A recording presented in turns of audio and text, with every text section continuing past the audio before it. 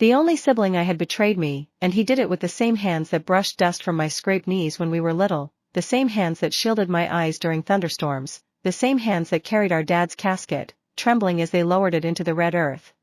Those memories unearthed fresh grief every time I looked at him, but the grief curdled quickly into something darker once the truth surfaced. My brother, my blood, my betrayal. I didn't see it at first. Grief has a way of blinding you, dressing monsters in mourning clothes. We buried our dad under a sky the color of bruised charcoal. Mourners huddled beneath black umbrellas that dripped like weeping willows. Their whispers fluttered around me like bats, half heard, half believed, wholly unsettling. She shouldn't have come back. Her brother said she abandoned the family. The old man rewrote his will a week before he died. I wanted to scream that they were wrong, that I had sent money home every month, that distance wasn't abandonment, but raw sorrow glued my lips shut. After the burial, a hollow quiet fell over the house. Crickets sawed through the night while moths battered themselves against dusty bulbs. Even the furniture felt wary of me, as though it, too, recognized an intruder. That recognition cut deepest when I noticed my mother's portrait missing from above the mantel. Dad had polished that frame every Sunday. Seeing a clean rectangle of lighter paint where her face once hung was like stumbling upon an unmarked grave. My brother's explanation, the frame cracked, sounded plausible enough. Yet his smile didn't quite reach his eyes, and a splinter of doubt lodged under my ribs. Doubt turned to dread when I saw the will. Dad hated keyboards. He said the click-clack severed a man from his soul. But there it lay, neatly typed, margin justified, notarized by a name I didn't recognize. Something in me snapped taut like wet rope. I tucked the tension away, promising myself answers. Because when you love someone, truly love them, your heart will hush your instincts. But instincts are patient hunters. They waited until dawn. At 2 a.m. insomnia drove me to prowl the corridor like a restless ghost. Moonlight spilled through slatted blinds, striping the parquet floor. I stopped outside Dad's study. My brother had locked it the day of the funeral, claiming we shouldn't disturb memories. Memories? Or evidence? I knelt beside the old file cabinet, fingertips scraping varnish until I felt a nick, the false bottom Dad once showed me when I was 12. A tiny brass key lay hidden inside, cool as betrayal. The lock gave a reluctant sigh when I turned it. The study smelled like old leather and camphor balls. Dust motes hovered, caught in moonlight like tiny spirits. Books marched tidily along shelves, except one gap where a framed certificate had been removed. My pulse hammered. I opened desk drawers, hands trembling. At the back of the lowest drawer lay a brown envelope, labeled in Dad's looping hand, "In the event of my death, private." My breath hitch stuttered. Inside was a letter dated 4 months earlier, the ink slightly smudged where perhaps a tear had fallen. "My dearest child, if you are reading this, I am gone. I feared my own blood would poison our legacy. Your brother has debts that would swallow him whole. Protect what is yours. My true will rests in the floor safe beneath my prayer mat. Trust no one but the lawyer whose card is enclosed." The words blurred behind a flood of tears. But beneath the panic bloomed a sharp, cold resolve. I crept to Dad's bedroom, lifted the prayer mat that still carried the faint scent of sandalwood, pried up the loose panel beneath. The safe keypad glowed expectantly. I typed Mum's birthday, 12:02. A soft click. Inside lay a sealed handwritten will and a small voice recorder. When I pressed play, Dad's voice, fragile yet firm, filled the silence. "If you find this, your brother has done what I dreaded. Do not confront him alone. Truth is your shield, use it." The room seemed to spin. My knees barely held. The brother sleeping down the hall was no longer guardian but adversary. Morning sunlight painted the kitchen gold, mocking the ash inside me. I brewed tea, steadying my hands on the kettle. My brother strolled in, linen crisp, grief perfectly tailored to his smile. "Didn't sleep?" he asked. "I kept thinking about Dad's mango grove," I lied, stirring honey that tasted of rust. He invited me to lunch, suggesting a quiet restaurant by the river. I agreed, playing the dutiful sister. Meanwhile, beneath my calm mask, calculations raced. I hid the will and recorder inside Mama's sewing machine box, the one thing my brother despised because the whir of the pedal once drowned out his cartoons. I called Mr. Adigwe, the lawyer, using a cheap burner sim. His voice was husky with caution. We arranged to meet in an empty church vestry, where stained-glass saints watched our clandestine exchange. He verified the will's authenticity, promising to keep the original secure. When I returned, I caught my brother on the veranda, phone pressed to his ear. "She's asking questions?" "No, she hasn't found anything. I'll take care of it." Our eyes locked.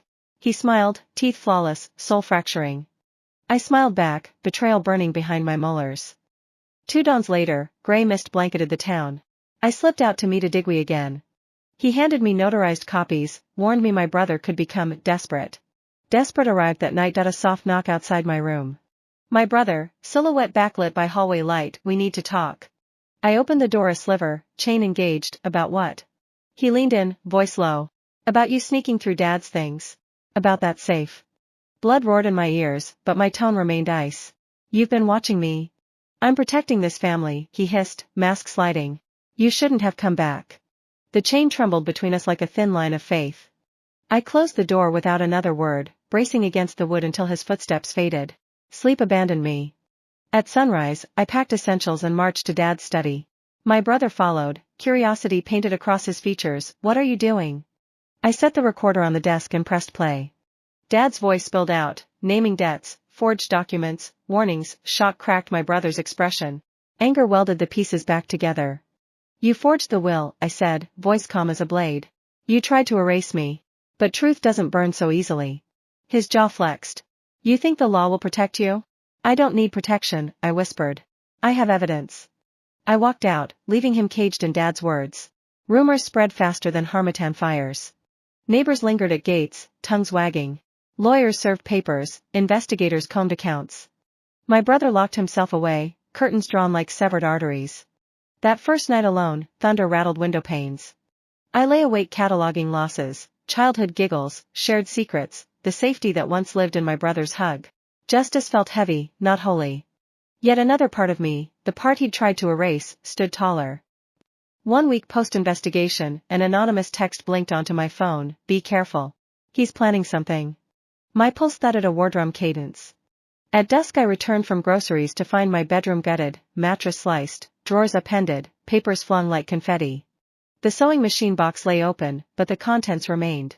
Evidently, he hadn't dared shred the evidence. Not yet. I phoned a Digwee. Make triple copies, he urged. And sleep where many eyes can watch. I checked into a modest hotel overlooking the marketplace, neon signs buzzing outside my window. The desk clerk raised an eyebrow at my single suitcase and haunted gaze. I paid cash. Minutes after midnight a message from my brother arrived. You've gone too far.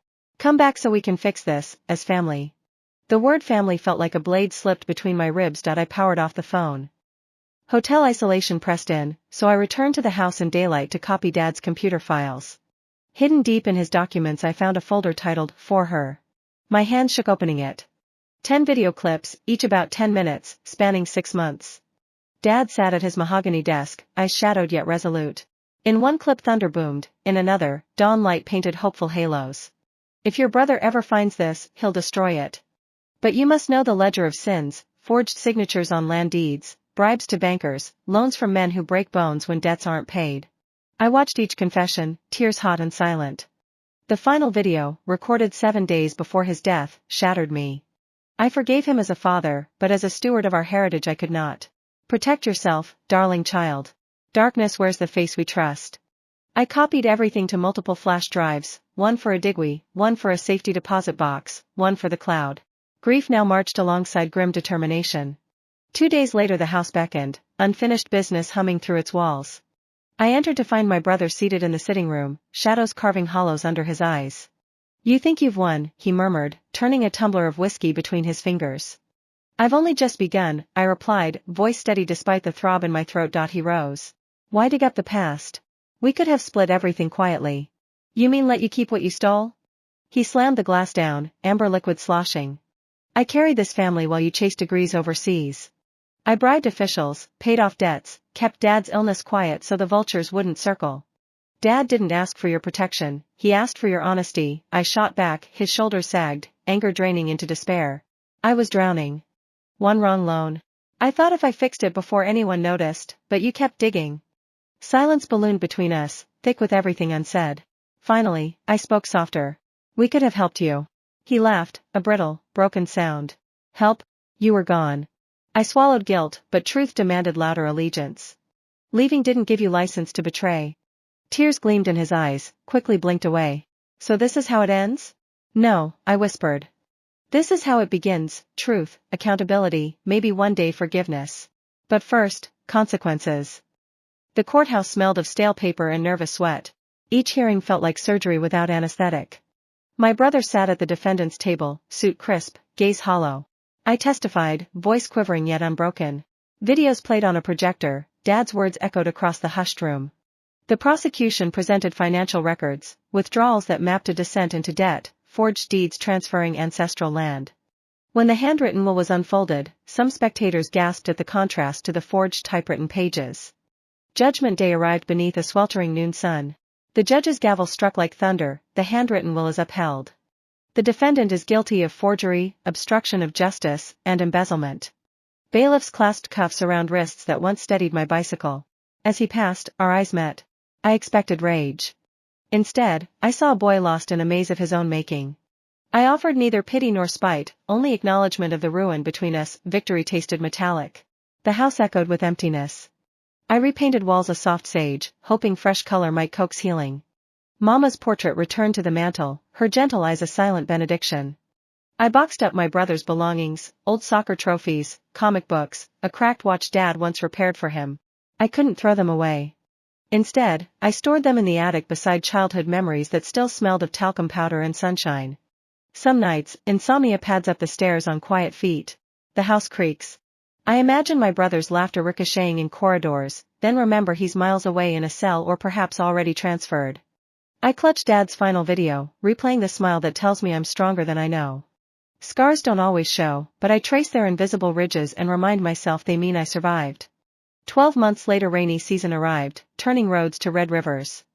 I launched the Gabriel Foundation, named for Dad, dedicated to legal literacy and safeguarding family estates from fraud.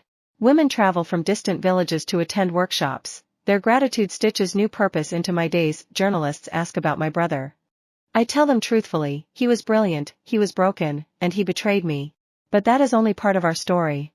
Privately, I write him letters I never send, updates about the mango grove blooming again, about the stray dog that adopted me, about forgiving him in pieces the way dawn forgives night.